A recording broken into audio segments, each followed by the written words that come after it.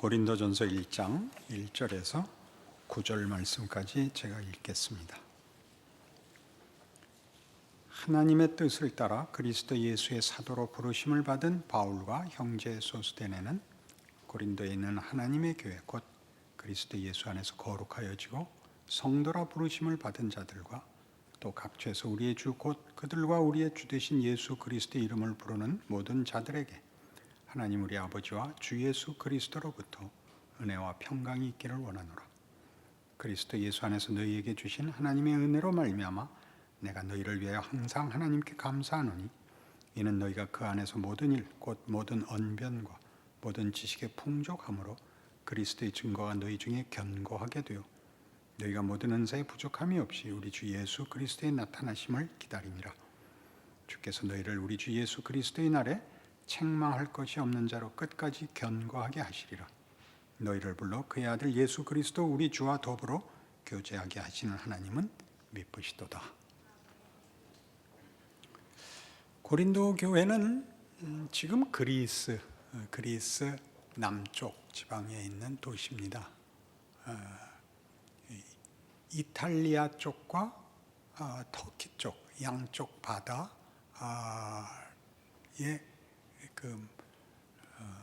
저기 맞닿는 지점쯤 있죠. 남부 내륙인데 고린도라는 도시 항구가 한쪽 면은 터키 쪽 바다를 한쪽은 이탈리아 쪽 바다를 보고 있어서 밑에 남단을 돌지 않고 오늘날 운하에 같이 육로로 조금 이동하면 다시 저쪽 바다로 갈 수 있는 상업도시고 항구라서 대단한 부와 많은 문화적 그런 부요함을 누린 도시입니다.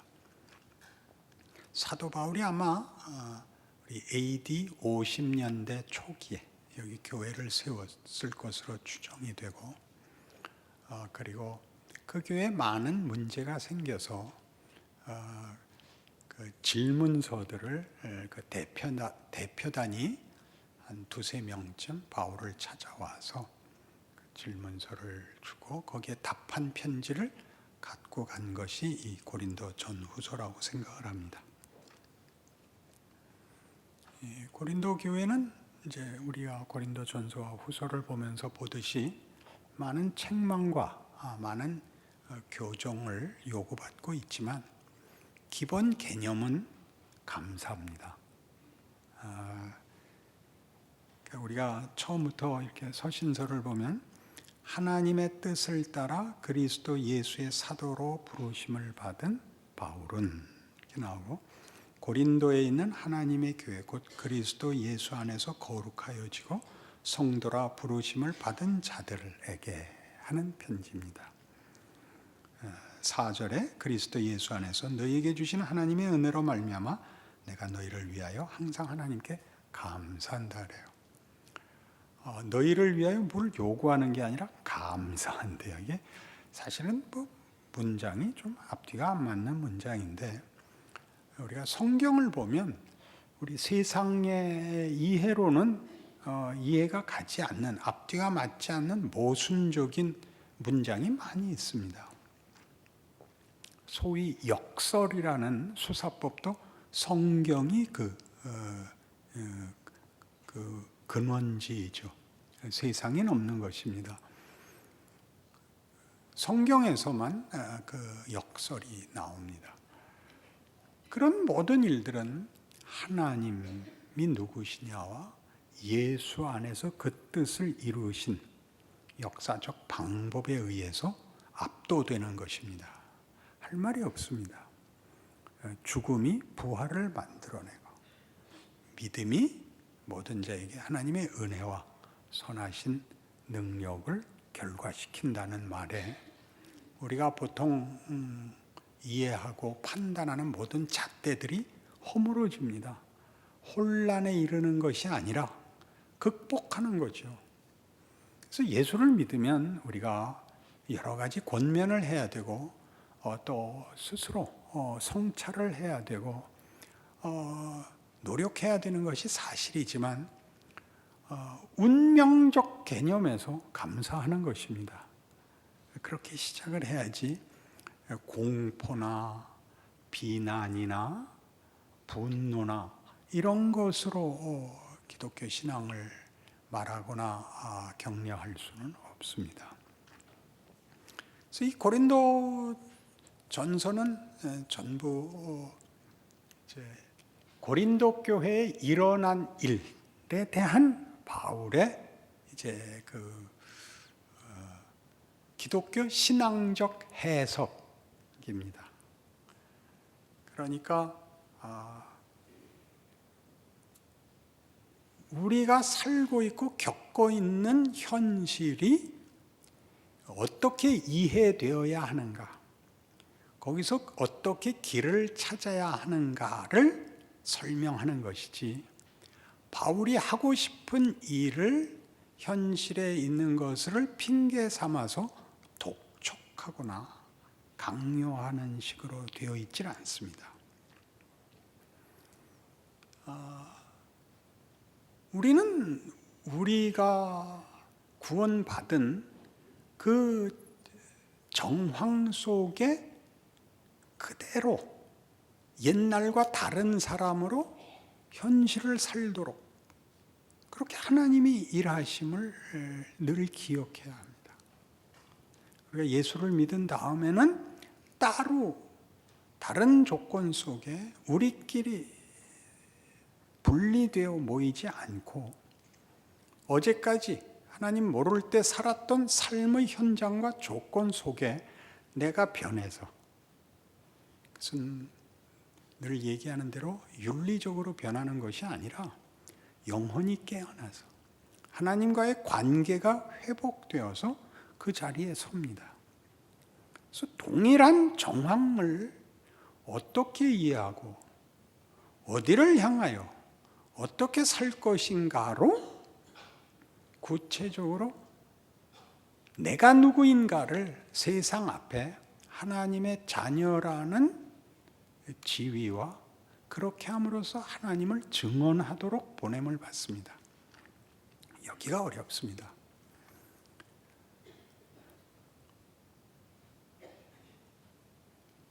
나침반은 방향을 가르쳐 줍니다. 그러나 길을 가르쳐 주지 않습니다. 길을 가르쳐 주지 않는다는 것은 사막을 만나면 잘못 온 것이 아니고 강을 만나면 잘못 온 것이 아니라 나침반은 방향만 가르쳐 주고 그 방향으로 가려면 그 길들을 가야 됩니다. 그 길은 직선으로 나 있는 것이 아니라 강을 건너려면 건널 만한 얕은 물을 찾도록 상류로 올라가야 되고, 산을 만나면 산을 넘어가는 게 아니라 돌아가야 할 경우가 더 많을 것입니다. 어느 방향으로 가려면 이렇게 쳐다보면 되는 것이 아니라 가야 되거든요. 가다가 잠도 자야 되고 밥도 먹어야 되고 그러는 것입니다. 그 모든 것들이 이 방향으로 가는, 어디를 가는 그 방향을 증언하는 실제적인 자리라고 그렇게 가르쳐 줍니다. 그 조건, 그 현실에서는 어떻게 하는 것이 그 방향을 증언하는 것인가, 그 길을 가는 것인가, 이렇게 얘기하려는 것이 고린도 전서입니다.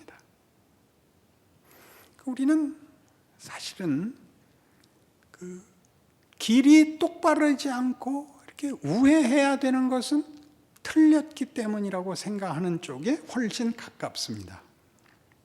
고난을 당하면 맨 처음 생각하는 것이 무엇을 잘못했을까부터 생각하는 것이 우리가 생각하는 법인데, 이렇게 생각하려는 거죠. 하나님은 하나님의 뜻과 약속을 이 조건 속에서는 어떻게 증거하라고 하시는가. 베너 얘기 자주 하잖아요.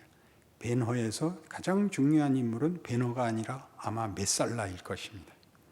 베너는 별로 하는 일이 없습니다. 인상만 쓰고 있으면 된다 그랬죠. 그러니 우리의 인생 속에서 우리가 적극적으로 모두의 요구를 들어주고 우월하고 해결사로서 존재하는 것이 아니라 동일한 도전과 시험이라는 현실을 어떻게 해석하느냐, 그걸 어떻게 극복하느냐. 여기서 극복은 해결하는 극복이 아닙니다. 어떻게 감수하느냐를 이제 쓴 글이 고린도전서다 이거죠. 그러니까 우리 모두에게 우리는 이 길을 가는 사람으로서의 자기의 조건에 대하여 깊이 하나님의 뜻을 구하며 감수할 믿음을 늘 단련해야 됩니다. 조건을 바꾸려고 들지 마시고 문제를 해결하는 것이 다가 아니라 우리가 거부하고 싶고 부끄럽고 분노하는 그 조건이 하나님 손에서는 어떤 내용을 담아내는가라고 물으라는 거죠. 고린도 교회는 여러 가지 잘못한 것이 드러납니다. 잘못하지 않으면 최선이냐? 그건 우린 쉽게 말할 수 없습니다. 그렇게 따지면 예수님이 십자가에 죽으시는 것보다 예수님이 황제가 되는 것이 우리로서는 훨씬 통쾌합니다. 그렇게 안 하셨다는 것은 우리 다 알지 않습니까? 그러니 하나님이 예수로 말미암아 당신의 영광을 삼으시며 우리 모두에게 그것이 기적이 되도록 하신다는 사실을 기억하면 우리는 우리 현실을 하나님의 일하심이라는 지혜와 능력에 맡기는 믿음 안에서 매일매일 성숙해질 것입니다. 그 기대와 마음을 가지고 고린도전서를 읽으라는 것이지요. 하나님의 뜻으로 그리스도 예수 안에서 라는 이 표현보다 더 중요한 표현은 기독교 신앙에 없는 것입니다. 우리의 선택, 우리의 유능함, 우리의 지혜 같은 것들은 굉장히 부수적인 것입니다. 거기는 하나님의 의지와 하나님의 거룩하심, 그의 선하심과 자비, 능력, 성실 같은 것들이 전제되어서 먼저 압도적인 조건이 되어서 그 다음에 우리의 반응들이 거기에 붙어 또는 묻어나오는 것이지, 우리가 본체가 되는 것은 하나님의 하나님 되심, 또 하나님이 일하시는 기뻐하시는 방법에 비교하면 우리 것은 너무나 사소한 것입니다. 영광된 것이기는 하지만 말입니다. 그래서 우리는 이 교회로 모이는 이 교회 공동체를 말하자면 고린도 교회가 그랬던 것 같이, 당시 이 고린도 도시는 인구가 당시에 70만, 굉장히 큰 도시죠. 1세기에 70만이면 굉장한 도시입니다. 거기에 3분의 2는 노예, 부와 세상적 자랑이 넘쳐나면서 최악의 인간의 상태가 공존하는 것, 그 속에서 기독교인으로 사는 것, 굉장히 어려운 일이었을 것입니다. 교회로 모였을 때는 가장 거룩한 이상과 기대와 헌신으로 만나고, 나가면 이 세상에 가장 부패한 그리고 비열한 현실과 만나야 됐던 그 이중적 환경을 견뎌내는 것이 만만치 않았을 것입니다. 우리도 제일 많이 쓰는 말이, 제가 클 때는 제일 많이 들은 말이 이겁니다. 이제 살다가 어려워지거나 억울해지거나 하여튼 마음에 안 들면 느닷없이 나오는 이제 탄성이 언제나 주여였습니다. 주여. 그렇게 하면 이제 할 말 다 한 거예요. 주여 왜 이러십니까? 였을까요? 주여 도와주소서일까요? 후자격 경우 같지 않은 것이 그 탄성이 유쾌하게 안 들렸으니까 이러실 수 있습니까? 이런 것이었을 것입니다. 그 영어에도 오 마이 갓은 좋은 때 안 쓰죠. 좋은 때는 딴 거 쓰고 놀랐을 때 그 단어를 그 표현을 쓰는데 예수 믿는 사람으로서 교회로 부름을 받고 하나님의 자녀로 부름을 받고 그 동일한 고백을 하는 사람의 집단에서 세상을 나갔다 들어왔다 하는 굉장히 어려웠을 것입니다. 그리고 나중에는 아마 괴리감,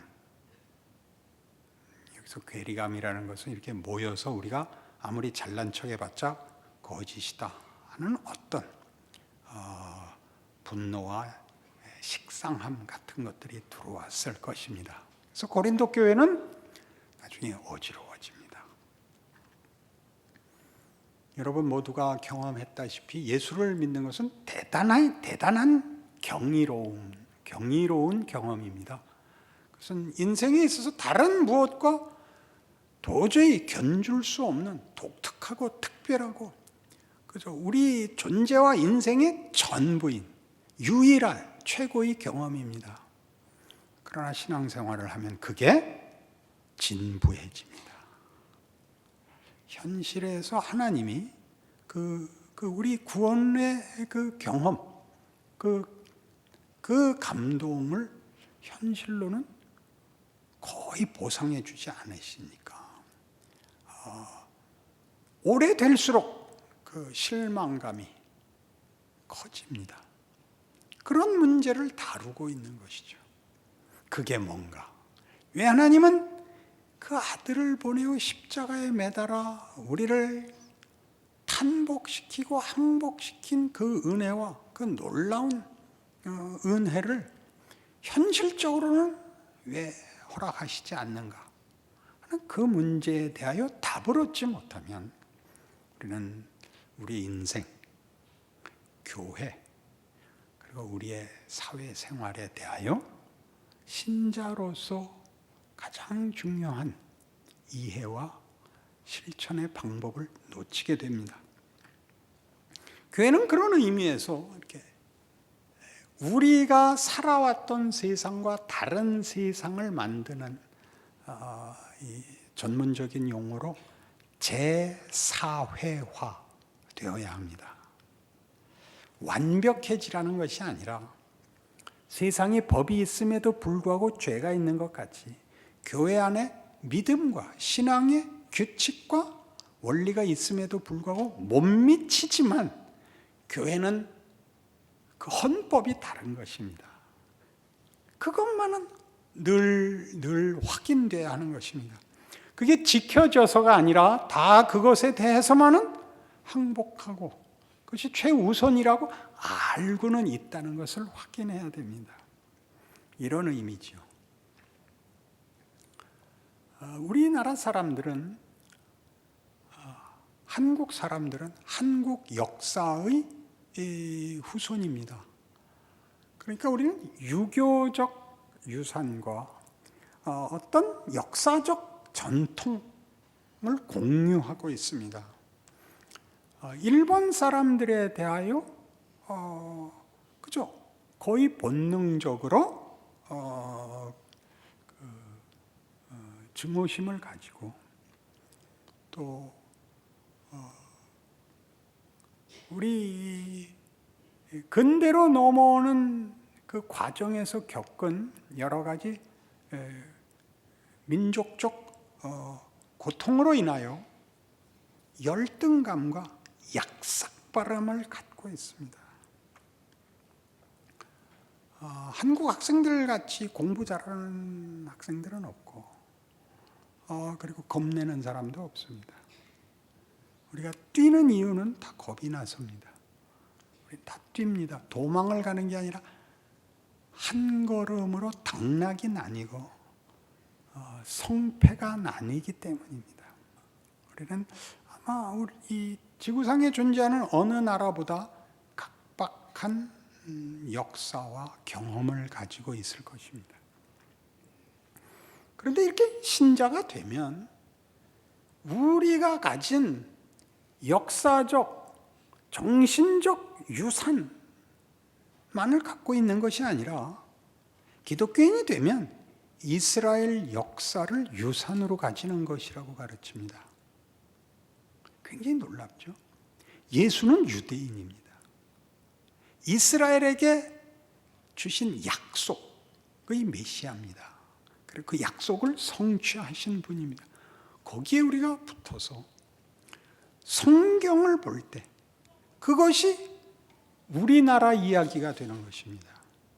우리나라 이야기 그렇게는 너무 이렇게 동떨어져 보이지만 이제 우리나라의 나라는 지리적, 역사적, 민족적 정체성을 가지는 것이 아니라 우리나라는 하나님 나라가 되는 것입니다.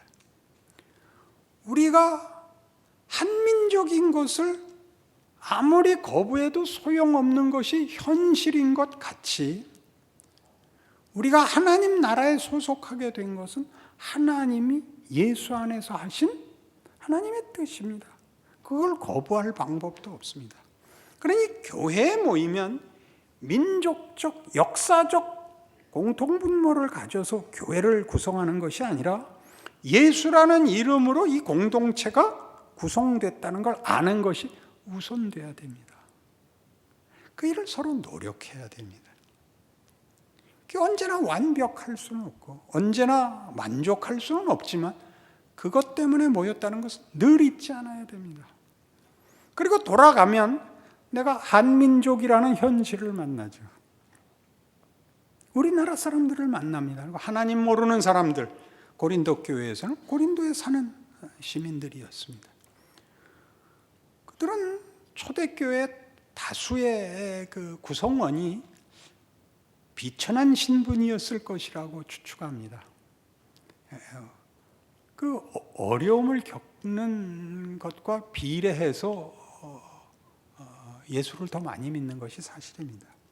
인생에 문제의식을 가지지 않으면 절망과 그 좌절을 맛보지 않고 영원을 추구할 수는 없습니다. 그러니까 초대교회는 대부분 비천한 신분의 사람들이 구성원이었고 그들이 사회에 돌아가면 사는 일이 버거웠을 것입니다. 그 삶 속에 성경은 종들은 자유인이 되라라고 얘기하지 않습니다. 죄의 종으로부터 자유하라고만 얘기합니다. 그렇지 않습니까? 그 삶을 살아내는 싸움을 교회 안에서 확인하고 돌아가 그 교회가 가진 재사회화, 우리는 배달민족이기 이전에 이제는 하나님 나라의 구성원, 하나님 나라의 자녀다가 우선이 된 그 믿음의 공동체, 믿음의 고백으로 하나님이 일하시는 것을 확인한 그 힘으로 세상에 보내진 한민족, 배달민족의 구성원으로 들어가 거기서 여러분은 하나님의 사람이어야 됩니다. 그것은 언제나 모든 서신서들이 그렇고 성경이 얘기하는 대로 이스라엘 백성이 시내 산에서 약속을 받고 하나님 앞에 부름을 받을 때 그것은 목적이 너희는 제사장 나라가 되라였습니다. 이스라엘만을 선민으로 구별하고 그들에게만 배타적 정체성을 주는 것이 아니라 전 인류를 향한 하나님의 일하심이었습니다. 그러니 여러분이 여러분 자신을 우리가 처한 현실적인 조건, 정황, 이 나라, 이 시대에 살고 그리고 우리 남포교회 구성원이 되고 하는 구체적 길을 걷는 것과 함께 그 방향과 하나님의 일하심의 이 크기가 전 세계와 역사를 담는 것이다라는 사실을 언제나 잊어서는 안 됩니다. 전 세계와 역사를 담는다 그러면 우리는 생각하기를 그러니까 모든 족속에게 가자, 땅끝까지 가자 이렇게 그렇게 이해를 했는데 반대로 내 작은 존재와 내가 할 수 있는 작은 일이 이 큰 일의 한 부분이란다. 내가 모든 세계를 품고 다 해결해야 되는 것이 아니라 너 하나, 네 결정, 네 몸짓, 네 자세 하나가 전 세계를 향한 하나님의 손길이란다. 크게 생각해라 라고 얘기하는 것이 된다. 그런 말씀입니다. 믿어지십니까? 우리 교회는 아멘 안 하는 교회로 유명한데 지난 여름 수련회에서부터 우리 아멘 하기로 약속했습니다. 그리고 잊었죠. 내가 작은 존재고 전 세계와 역사를 들먹이면 우리의 존재는 정말 작은데 전 우주와 역사의 운명, 하나님의 은혜로우신 뜻을 완성하기 위한 실제적인 존재요 삶이다 라고 얘기한다는 것을 기억하셔야 됩니다. 우리는 크지요. 굉장한 존재들입니다. 스스로에 대한 이해와 함께 신앙생활을 하게 된 우리 믿음의 식구들, 그리고 내가 보내져서 나와 만나는 모든 세상 사람들이 하나님의 이 은혜로우신 거룩하신 뜻 안에 있는 존재들이다라는 걸 잊지 마시고 여러분의 삶을 살아내십시오. 하나님이 기적을 이루십니다. 그것을 모르면 우리는 꾸중을 들을 수도 없고 교종을 할 수도 없고 하루하루를 살아낼 수도 없습니다. 너무 아무것도 아닌 것 같아서 하나님이 침묵하시고 안 쳐다보는 것 같아서 내가 너무 작아서 그렇지 않다는 얘기로 시작합니다. 자, 이제 고린도전서를 읽어나가면서 우리는 우리 자신의 삶과 현실이 가지는 그 하나님의 일하시는 신비와 기적과 구체성을 만나게 될 것입니다. 그래서 이 서신을 읽으면서 여러분의 삶을 이해하고 더 큰 믿음을 가지시게 되고 자기의 역할의 중대함을 아는 그런 은혜가 있기를 바랍니다. 기도하십시다. 하나님 아버지 은혜를 감사합니다. 우리가 하나님의 사랑의 대상이며 그 아들을 허락하신 은혜와 복주심의 대상이요 목적이며 지금 하나님이 베푸시는 은혜의 손길이요 일하게 하시는 하나님의 동역자가 되었다는 사실을 확인합니다. 자신의 존재와 조건과 현실을 하나님의 뜻 안에 맡겨 살아나가는 구체적이고 실제적인 삶을 살게 하사 우리의 인생이 위대한 드라마가 되게 하여 주시옵소서. 예수님 이름으로 기도합니다.